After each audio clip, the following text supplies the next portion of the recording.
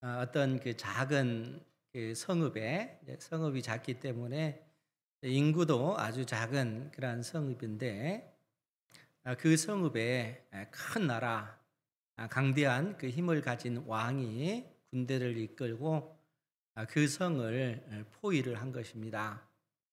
이제 그렇게 되어지면 이제는 그 작은 성이 무너질 수밖에 없는 그러한 지경인 것이죠. 그런데 그 성에 가난한 지혜자가 살고 있습니다. 근데 이 가난한 사람인데 지혜가 출중한 사람이라는 것이죠. 이 사람의 지혜로 그 위기를 극복하고 그 전쟁에서 승리하고 그 성읍을 구원한 것입니다. 그런데 중요한 것은 그 이후에 이 가난한 자를 기억하는 사람이 없다 하는 거예요. 그러면서 전도자가 뭐라고 얘기를 하냐면은 지혜는 힘보다 강하지만 가난한 자의 지혜는 멸시를 당하는도다. 이렇게 이야기를 합니다. 지혜라고 하는 것은 힘보다 더 강하지만 가난한 자의 그 지혜는 멸시를 당한다. 이 말이 무슨 의미일까요? 사실 하나님께서 우리 인생에게 주신 가장 큰 복이 있다면은 그것은 바로 우리가 생각할 수 있는 그 능력, 지적인 그 능력일 것입니다. 그래서 우리 인생이 이 세상 역사 가운데 역사가 진행되어지면서 수많은 그러한 지식들을 연구하고 그 축적된 그 토대 위에 그 지식을 더더욱 발전시켜 나온 것이죠. 오늘날 우리가 살고 있는 이 세상도 우리 그 조상들이 쌓아온 그 지식의 토대 위에 이처럼 과학 기술이 발전하고 또 수많은 또 의학 기술도 발전하고 삶의 그 모든 영역에 있어서 엄청난 그 진보를 가지고 왔다는 거예요. 이러한 그 지적인 그 능력, 이 지성이라고 하는 것이 이처럼 우리 인간을 이롭게 만드는 것입니다. 그런데 곰곰이 생각해 보면 이 지적인 그 능력도 치명적인 약점을 가지고 있는데 그게 뭐냐면은 적어도 윤리적인 면, 또 도덕적인 면, 우리가 살고 있는 어떤 이 세상을 아름답게 가꾸고 다음 세대에게 우리의 그 어린 자녀들, 그 후 자녀들에게 그 우리가 살고 있는 이 세상을 물려줘야 되는 그런 인류에 대한 어떤 그러한 사랑, 이런 부분에 있어서는 제 힘을 발휘하지 못한다는 거예요. 그러니까 이 막강한 그 능력을 발휘한 이 지적인 그 능력도 적어도 윤리적인 것, 도덕적인 면, 이런 부분에 있어서는 힘을 발휘하지 못한다는 거예요. 무슨 얘기일까요? 지금 현재 우리가 살고 있는 이 세상의 얘기를 하고 있는 것입니다. 어찌됐든 지금 일본에서 그 방사능 그 오염수를 바다에 배출하는 그러한 문제가 발생되었고 이로 인해서 많은 사람들이 또 고통도 당하고 그래도 과학적으로 연구해 보니까 이 전혀 문제될 것 없다. 30년 동안 조금씩 방류하다 보면은 이 대자연의 어떤 그 위대한 힘에 의해서 희석되고 괜찮아질 것이다. 소위 권력을 가진 사람들, 힘이 있는 사람들은 그렇게도 이야기를 합니다. 정말 그들이 말한 대로 과학적인 그 검증을 통해서 아무런 문제가 없으면 상관이 없는데 이게 그렇지 아니하고 대중을 속이기 위한 그러한 것이 되면은 과학의 이름으로 엄청난 폭력을 행하는 것이 되고 만다는 거예요. 여러분 상식적으로 생각해 보세요. 어린아이를 데리고 바닷가에 가서 놀다가 우리가 어지럽던 쓰레기는 다 가지고 와야 된다 했는데 어린아이가 그 쓰레기를 바다에 던지면 어떻게 되겠어요? 그러면 안 된다. 우리가 잘 갖고 야지. 근데 아이가 이 자연의 위대한 힘을 믿으세요. 버리더라도 이 자연이 다 정화시켜 줄 거예요. 이렇게 얘기한다면 그것이 합리적인 그러한 말입니까? 그렇지 않죠. 하나님께서 맡기신 이 자연 세계, 어쩌면 우리가 이 문명의 그 모든 혜택을 실상 우리가 다 받잖아요. 그러니까 동시에 그러한 어떤 오염수가 방류되는 것, 이것은 실상 우리가 함께 그러한 그 공범의 자리에 있는 거예요. 하나님께서 만드신 이 세상 자체를 오염시키는 그러한 어떤 일들을 행하고 있는 것이다 하는 것이죠. 이것이 세상의 그 모습이라 하는 겁니다. 앞으로의 어떤 그 세상 역사가 어떻게 진행되어질 것인지 우리는 명확하게 알지는 못하지만 하나님께서 성경을 통해서 분명하게 우리에게 말씀해 주신 부분이 있습니다. 그것은 이 땅에 우리 주님께서 재림하실 때 이 세상 역사는 끝나고 하나님께서 새 하늘과 새 땅, 하나님의 나라를 이룩하시겠다 하는 그런 말씀입니다. 오늘 계시록 21장 말씀이 실상 그 내용인 것이죠. 우리가 1절 말씀을 같이 한번 보도록 하겠습니다. 1절 말씀 시작. 또 내가 새 하늘과 새 땅을 보니 처음 하늘과 처음 땅이 없어졌고 바다도 다시 있지 않더라. 아멘. 하나님께서 사도 요한을 통해서 한 환상을 보게끔 하십니다. 즉 이 땅에 우리 주님께서 재림하심으로써 되어질 그 일들을 보게 하시는데 그 일들이 뭐냐면은 내가 새 하늘과 새 땅을 보니 이렇게 언급을 하고 있다는 거예요. 새 하늘과 새 땅. 그리고 새 하늘과 새 땅을 보니 처음 하늘과 처음 땅이 없어졌다. 이렇게 선언하고 있어요. 처음 하늘과 처음 땅은 지금 현재 살고 있는 우리가 살고 있는 이 세상, 이 하늘과 이 땅, 그 안에 있는 모든 만물은 없어지고 새 하늘과 새 땅이 이루어지는 그러한 그 환상을 봤다는 거예요. 그런데 하나님께서는 이 새 하늘과 새 땅이 이 땅에 이루어진 이 모습을 오해하지 않도록 하기 위해서, 즉 새 하늘과 새 땅이 이 땅에 임하면 그러면 현재 우리가 살고 있는 이 세상, 우리가 살고 있는 이 하늘과 이 땅은 어떻게 될 것인가, 이 생각이 들잖아요. 그래서 우리가 살고 있는 이 우주는 완전히 없어지고 새롭게 그 새 하늘과 새 땅이 만들어지는 것인가, 이렇게 생각할까 봐 5절 말씀에 뭐라고 언급을 하고 있냐면은 보좌에 앉으신 이가 이르되 보라 내가 만물을 새롭게 하노라 하시고 또 이르시되 이 말은 신실하고 참되니 기록하라, 이렇게 말씀하고 있다는 거예요. 그러니까 지금 1절과 5절 말씀은 같은 의미를 담고 있어요. 그러면서 뭐라고 얘기를 하냐면은 보라 내가 만물을 새롭게 하노라.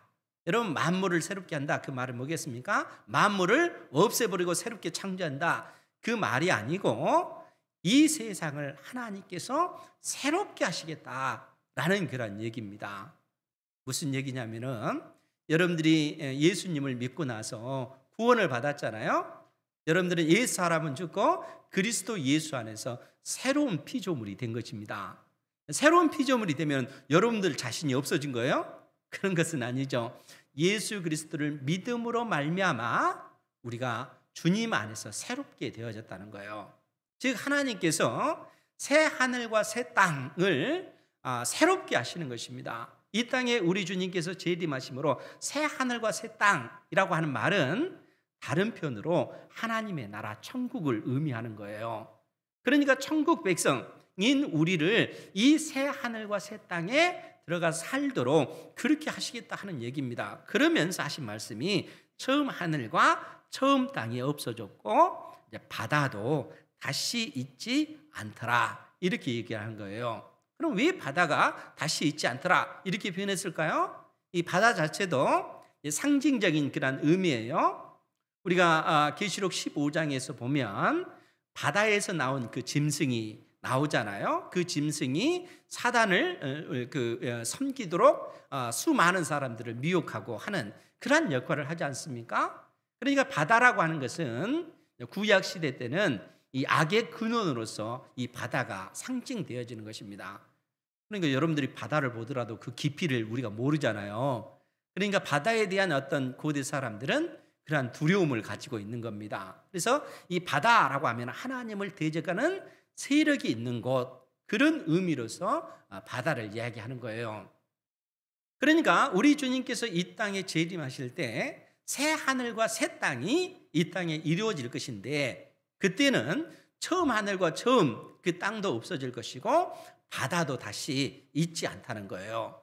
그러면서 이 바다가 의미하는 것, 즉 악의 근원으로서 우리 인생을 고통스럽게 만드는 이 바다에 관해서 4절 말씀에서 뭐라고 표현을 하냐면은, 모든 눈물을 그 눈에서 닦아주시니 다시는 사망이 없고 애통하는 것이나 곡하는 것이나 아픈 것이 다시 있지 아니하리니 처음 것들이 다 지나갔음이러라. 그러니까 바다가 다시 있지 않다, 악의 근원으로서 그 바다가 다시 있지 않다라고 하는 것은 결국 우리 인생을 고통스럽게 했던 사망, 죄와 사망의 그 권세가 다시는 있지 않다는 거예요. 여러분, 우리가 이 땅에 살다 보면 특히 이제 연세 드신 분들 보면은 갈수록 몸이 약해지고 아픈 것도 늘어나고 그렇게 되어지잖아요. 통증이라도 없으면 좋을 텐데 이 통증 때문에 겪는 그 아픔이 많고, 또 우리 주변에 있는 사랑하는 사람이 이 세상을 떠났을 때 겪게 되는 어떤 심리적인 그 고통이 얼마나 큽니까? 그 모든 것이 죄와 사망의 그 권세 아래 인생들이 있기 때문에 그렇다는 거예요. 그런데 새 하늘과 새 땅이 이 땅에 임할 때는 이러한 것들, 다시는 사망이 없고 애통한 것이나 곡하는 것이나 아픈 것이 다시 있지 아니하리라. 하나님의 그 나라가 이 땅에 이루어질 때는 이러한 어떤 사망 권세 아래 있는 그 아래에 있는 그 모든 저주들이 다시는 있지 아니하는 그러한 세상이 될 것을 말씀하고 있다는 거예요. 그러니까 이 땅에 우리 주님께서 재림하심으로 새 하늘과 새 땅이 이루어질 것이고, 그 새 하늘과 새 땅, 즉 하나님의 나라, 그 천국을 누가 상속받겠어요? 예수 그리스도를 믿는 하나님의 자녀인 우리가 그 새 하늘과 새 땅을 상속받게 되어지는 거예요. 그러니까 역사를 주관해 가시는 하나님께서 이 역사 끝에 우리 주님께서 재림하실 때 그때 하나님의 그 나라를 그처럼 완성시키실 것을 말씀해 주고 있다 하는 거예요. 그런데 오늘 하나님께서는 사도 요한을 통해서 새 하늘과 새 땅, 그 새 하늘과 새 땅을 누가 상속받을 것인가에 관해서 2절 이하에서 뭐라고 말씀하시냐면은, 우리 2절 말씀도 같이 한번 보겠습니다. 시작. 또 내가 보매 거룩한 성 새 예루살렘이 하나님께로부터 하늘에서 내려오니 그 준비한 것이 신부가 남편을 위하여 단장한 것 같더라. 아멘.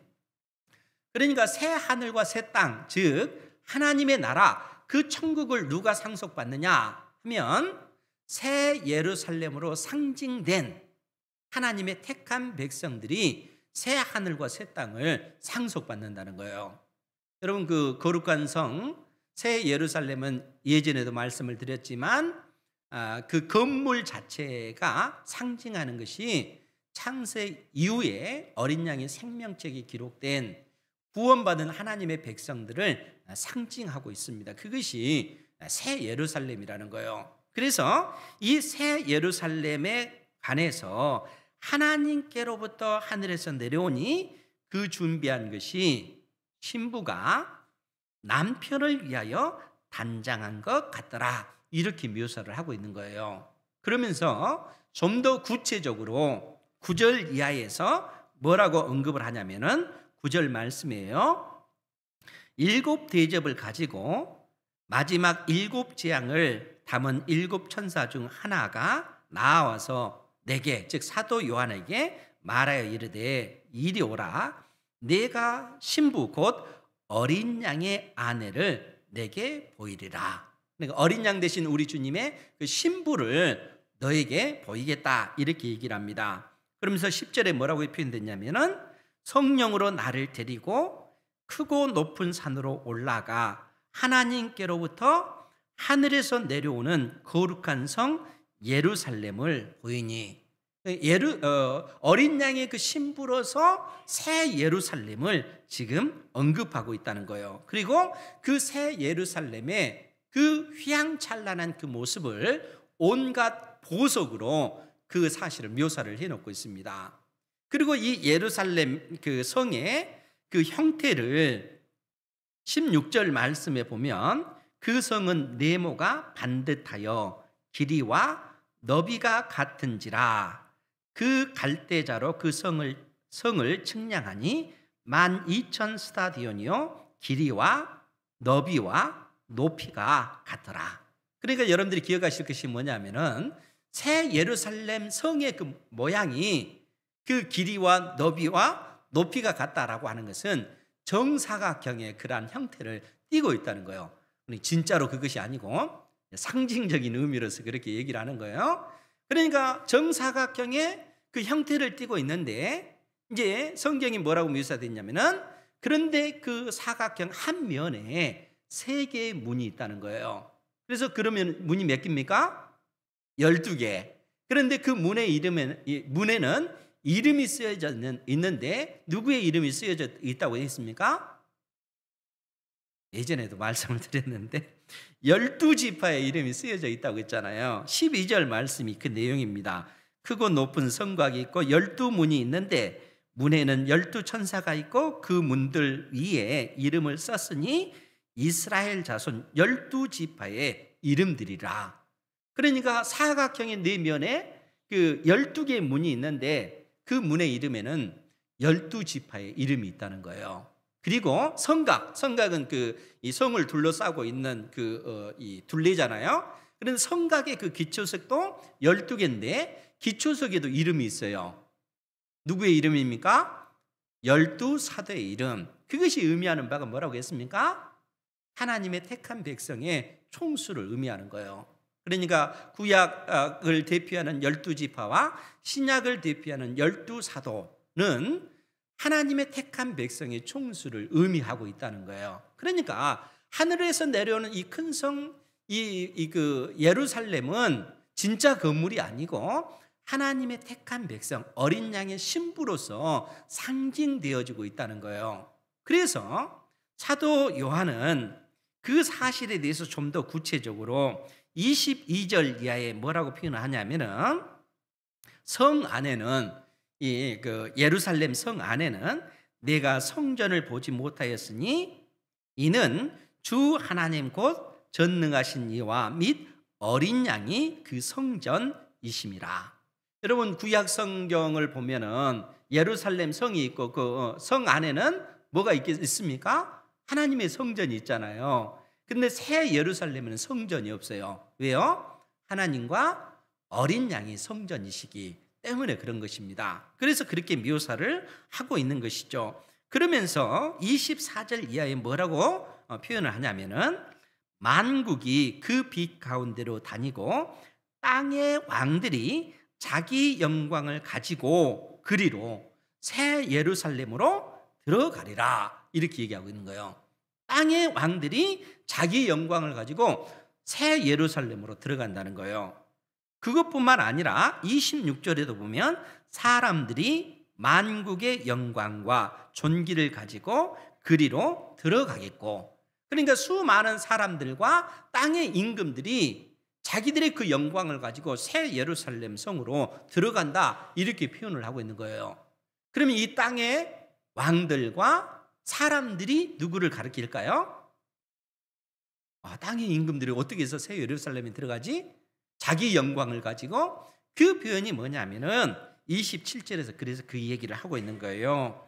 27절 말씀을 보면 무엇이든지 속된 것이나 가증한 일 또는 거짓말하는 자는 결코 예루살렘 성으로 들어가지 못하되 오직 어린 양의 생명책에 기록된 자들만 들어가리라.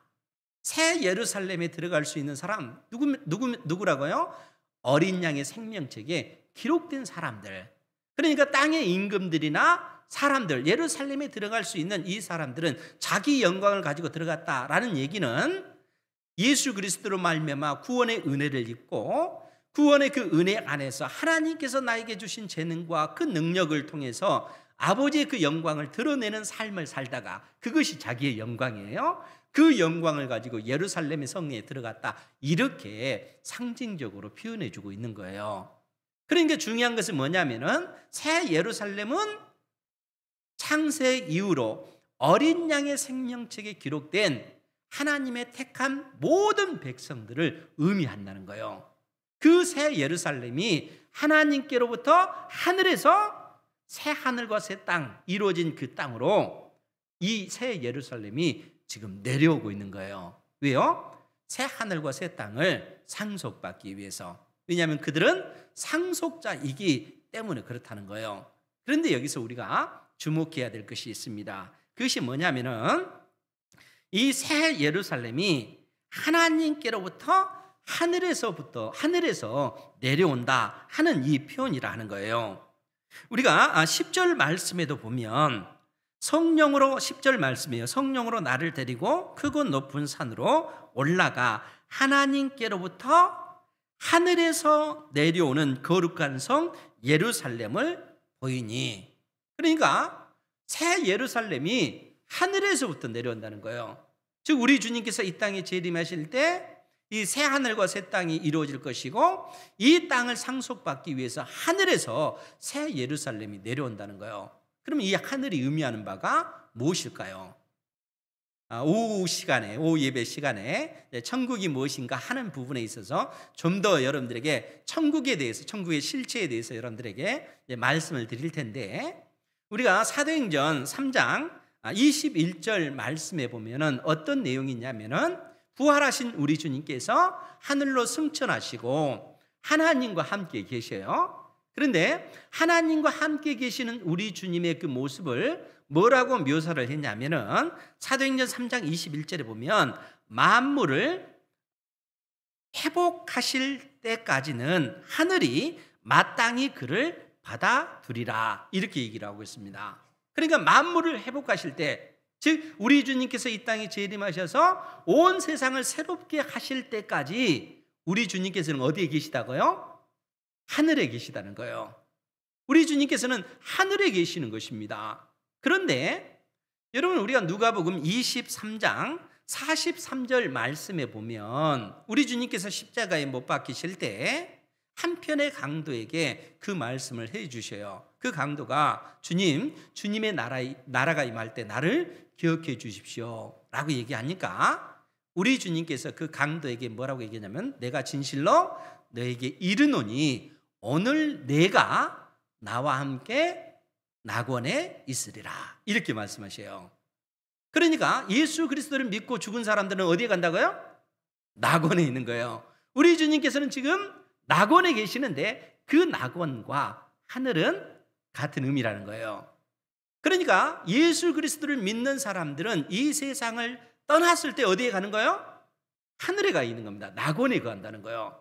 그 낙원에서 우리 주님과 함께, 우리 주님께서 이 땅에 재림하실 때까지 그 1000년 동안 우리 주님의 그 통치에 함께 동참하게 된다는 거예요. 그것이 예수 그리스도를 믿는 하나님의 자녀들에게 주신 은혜라는 거예요. 왜냐하면 이 하늘이라고 하는 건, 낙원이라고 하는 것은 더 이상 사망 권세로부터 자유롭게 되어졌기 때문에 그렇습니다. 죽음의 권세로부터 자유롭게 된 존재들이라는 거예요. 아니, 지금 여러분들도 예수 그리스도를 믿음으로 말미암아 이미 우리가 구원을 받았기 때문에 죄의 권세, 사망의 권세로부터 우리는 자유한 존재라는 거예요. 여러분, 죽음의 권세가 여러분들을 장악하지 못해요. 예수님을 믿지 않는 사람들이 죽으면 어디로 가요? 지옥으로 가는 것이죠. 그런데 그 지옥을 구약 성경에서는 스올이라고 이렇게 표현을 하고 있고, 신약 성경에서는 하데스, 그러니까 왜냐하면 히브리 말과 헬라 말이 다르기 때문에 그래요. 그런데 스올이나 하데스, 이 말은 죽은 자들이 가는 곳, 이런 의미예요. 그래서 이제 이것을 어떤 형벌을 받는 그런 장소로 표현할 때는 지옥으로 그렇게 의미를 합니다. 문제는 뭐냐면은 그러한 세계는 다 죽음의 권세 아래에 있다는 거예요. 사망 권세 아래에 있다는 거예요. 그리고 우리 주님께서 재림하실 때 모두가 부활의 몸을 입고 예수 그리스도를 믿는 사람들은 새 하늘과 새 땅을 상속받지만 믿지 않는 자들은 불못에 던져지게 되어지는 거예요. 그러니까 예수 믿는 여러분들은 우리가 이 땅에서 육신적으로 죽음을 당할 때도 우리가 죽음의 권세에 지배함 받기 때문에 죽는 것 아닙니다. 왜냐하면 우리는 이미 예수님과 함께 십자가에 못 박혀 죽었고, 주님께서 죽음의 권세를 이기고 부활하실 때 우리 역시 부활했기 때문에 그래요. 우리 안에 부활 생명이 있기 때문에 사망 권세로부터 이미 우리는 자유한 존재라는 거예요. 그럼 우리는 왜 죽어요? 죽으면 이 낡은, 제가 표현하잖아요. 이 육체는 마치 낡은 옷과 같다고. 그리고 새 옷을 입기 위해서, 부활의 몸을 입기 위해서 죽음이라고 하는 과정을 통해서 하늘에 가는 겁니다. 하늘에서는 이 사망 권세가 우리를 장악하는 게 아니에요. 이미 우리는 죽음으로부터 자유한 존재라는 거예요. 우리 주님과 함께 하늘에서 주님의 그 통치에 동참하게 되어지는 겁니다. 그렇기 때문에 우리 주님께서 이 땅에 재림하셔서 새 하늘과 새 땅을 이루실 때 어떤 일이 벌어지겠어요? 하늘에서 새 예루살렘이, 새 하늘과 새 땅, 이루어진 그 땅에 임하게 되어지는 거예요. 새 하늘과 새 땅이 하늘로부터, 하나님께로부터 하늘에서 내려오는 것을 보는 듯다. 이렇게 그래서 사도 요한이 그렇게 표현을 하고 있는 거예요.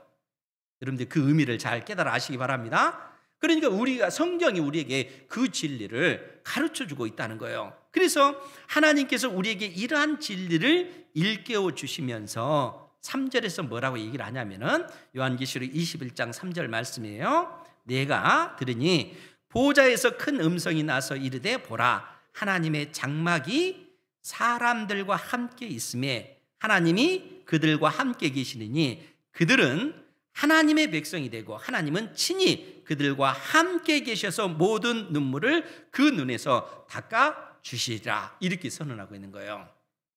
그러니까 이 땅에 우리 주님께서 재림하실 때 새 하늘과 새 땅, 즉 하나님의 나라, 그 천국이, 그 실제가 완성되어질 것이고, 그 새 하늘과 새 땅을 예수 그리스도를 믿는 사람들은 상속받게 되어질 것이고, 더 이상 우리의 그 눈에 눈물이 흐르지 않도록 우리 하나님께서 다 닦아주시겠다는 거예요. 세상의 그 끝이 그렇게 되어질 것을 지금 하나님께서 우리에게 말씀해 주고 있다는 거예요. 그렇기 때문에 5절 말씀을 다시 한번 보면 보좌에 앉으신 이가 이르시되 보라, 내가 만물을 새롭게 하노라 하시고, 또 이르시되 이 말은 신실하고 참되니, 신실하고 진실하니 기록하라. 즉 하나님께서 이 사실을 보증한다는 거예요. 하나님께서 약속하신 이 약속대로 반드시 세상 역사 끝에 이러한 일들이 이루어질 것을 하나님께서 말씀해 주고 계시다는 거예요. 그렇기 때문에 우리가 6절 이하의 말씀도 보면은 하나님께서 뭐라고 보좌에 앉으신 이가 말씀하시냐면은 또 내게 말씀하시되 이루었도다, 나는 알파와 오메가요, 처음과 마지막이라. 우리 하나님께서 이 알파와 오메가다. 즉 여러분 그 헬라어, 우리가 그 철자를 보면 처음 시작하는 그 알파벳이 그 알파라고 하는 그 알파벳입니다. 그리고 마지막이 오메가예요. 그러니까 처음과 그 마지막이잖아요. 그러니까 우리 하나님께서는 알파와 오메가다 이렇게 말씀하셔요. 무슨 얘기냐면은 이 세상 역사를 창조하셨고, 창조하신 이 역사를 완성시키는 그 끝도 완성시키시는 분도 하나님이시다는 거예요. 역사를 주관하시고 이 세상을 완성시키시는 분은 하나님이시다. 그래서 하나님께서는 나는 알파와 오메가다, 처음과 마지막, 처음과 끝이다, 이렇게 선언하고 계시는 것입니다. 그러면서 내가 생명수 샘물을 목마른 자에게 값 없이 주리니 이기는 자는 이것들을 상속으로 받으리라. 이렇게 또 말씀하셔요. 그러니까 지금 우리 하나님께서 내가 생명수 샘물을 목마른 자에게 주시겠다. 목마른 자에게. 그럼 무엇에 목마르겠어요? 물에 목마른, 그 물이 목마르다고 하는 것은 물이 필요한 거잖아요. 그런데 이 물이 의미하는 바가 무엇인가를 생각을 해봐야 된다는 것이죠. 우리가 요한복음 그 4장에 보면 예수님께서 사마리아 여인에게 하신 말씀이 있습니다. 요한복음 4장 14절 말씀에 보면 내가 주는 물을 마시는 자는 영원히 목마르지 아니하리니 내가 주는 물은 그 속에서 영생하도록 솟아나는 샘물이 되리라. 그러니까 이 목마른 자에게 우리 주님께서 물을 주시는데 그 물은 우리 사람에게 영원한 생명을 주는 물이라는 거예요. 그러니까 그 물이 어떤 물이겠습니까? 예수님께서 나의 모든 죄와 허물 때문에 십자가에 못 박혀 죽으신 하나님의 아들이라는 사실을 믿음으로 말미암아 구원받는, 믿음으로 말미암아 구원받는 그 자녀들이 누리는 그 영광을 지금 이야기하고 있는 것이죠. 그래서 오늘 사도 요한을 통해서 이기는 자는 이것들을 상속으로 받으리라 라고 말씀하고 있는 거예요. 여기서 이기는 자들이라고 하는 것이 무슨 의미냐면은 요한 그 1서 4장 5장 말씀을 보면 요한일서 5장 4절 말씀에 보면 뭐라고 표현이 됐냐면은 무릇 하나님께로부터 난 자마다 세상을 이기느니라. 하나님께로부터 난 자는 세상을 이긴다 이렇게 얘기하고 나서 세상을 이기는 승리는 이것이니 우리의 믿음이니라. 이기는 자는 믿음이라는 거예요. 세상을 이기는 그 믿음은, 즉 그 세상을 이기는 그 승리자는 믿음이 있는 사람이라는 거예요. 그러니까 예수님께서 나의 죄와 허물 때문에 십자가에 못 박혀 죽으신 하나님의 아들이라는 사실을 믿는 자를 하나님께서는 이기는 자다, 승리자다 이렇게 선언하고 계시고, 이 승리자에게 이것들을 상속으로 받으리라. 승리자에게 상속으로 주어진 것, 새 하늘과 새 땅, 그 새 하늘과 새 땅, 하나님의 나라 그 천국을 상속으로 주시겠다라고 선언하시는 것이죠. 그러면서 뭐라고 얘기해요?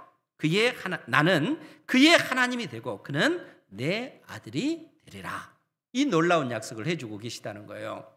여러분, 우리가 출애굽기 19장에 보면 하나님께서 이스라엘 백성과 언약을 체결하시고 나서 선언하신 내용이 뭡니까? 나는 너희의 하나님이 되고 너희는 내 백성이 되리라. 하나님께서 선언하셨잖아요.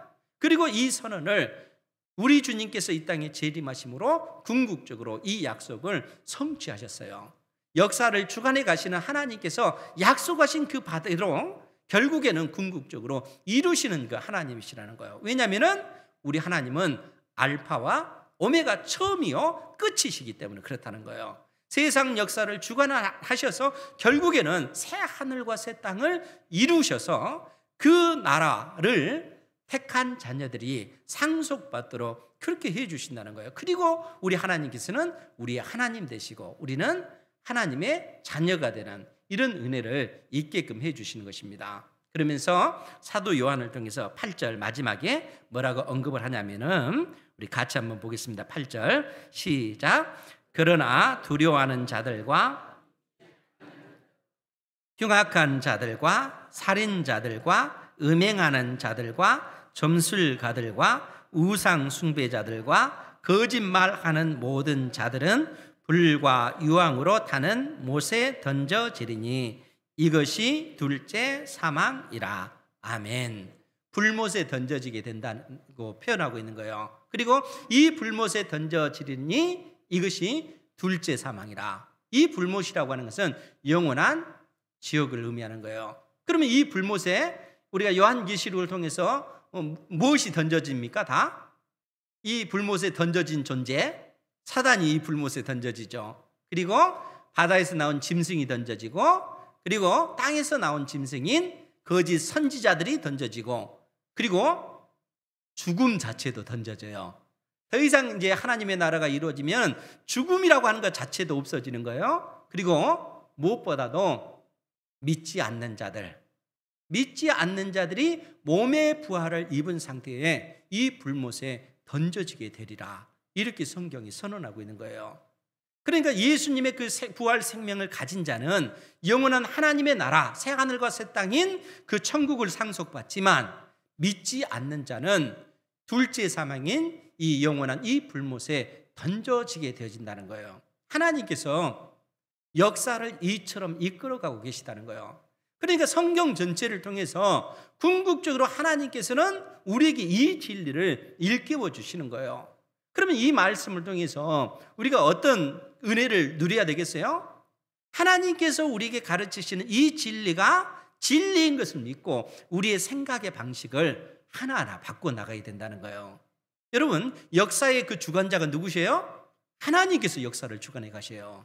역사가 제멋대로 가는 게 아니에요. 하나님께서 뜻하신 대로 역사를 이끌어 가실 것이고 마지막에는 새 하늘과 새 땅이 이루어지는 이 방향으로 하나님께서 주관해 가고 계시다는 거예요. 하나님께서 통치해 가고 계시는 것입니다. 그 속에서 택한 백성들이 이 세상 속에서 살아가는 거예요. 이 세상 속에 있지만 이 세상 속에서 구별된 존재로 우리는 살아가고 있다는 거예요. 구별된 존재로 살아간다는 것이 무슨 의미겠어요? 이 세상의 시대 정신에 따라서 우리가 살아가지 않고 힘의 논리에 따라서 우리의 생각이 바뀌지 않냐고 오직 하나님의 말씀에 근거해서 우리가 이 땅에서 믿음으로 살아가는 거예요. 그것이 하나님의 자녀의 삶의 모습이라는 거예요. 어린 자녀와 함께 바닷가에 놀러가서 어린 자녀가 그 쓰레기를 바다에 던지면 뭐라고 해야 되겠어요? 쓰레기를 던지면 안 된다. 왜냐하면 이것은 우리 것이 아니고 우리가 이 땅에 사는 날 동안 깨끗하게 사용하다가 그 다음 세대에 물려줘야 된다. 그 오페수가 바다에 흘러가는 것을 보면서 저렇게 흘러가도 괜찮아. 이 바다는 큰 힘이 있기 때문에 스스로 자정 능력이 있기 때문에 흘려보내도 돼. 이렇게 말하면 되겠어요? 그것은 세상 사람들의 힘의 논리에 의해서 움직이는 그런 생각들이라는 거예요. 예수 그리스도를 믿는 하나님의 자녀들은 그렇게 살아서는 안 되겠죠.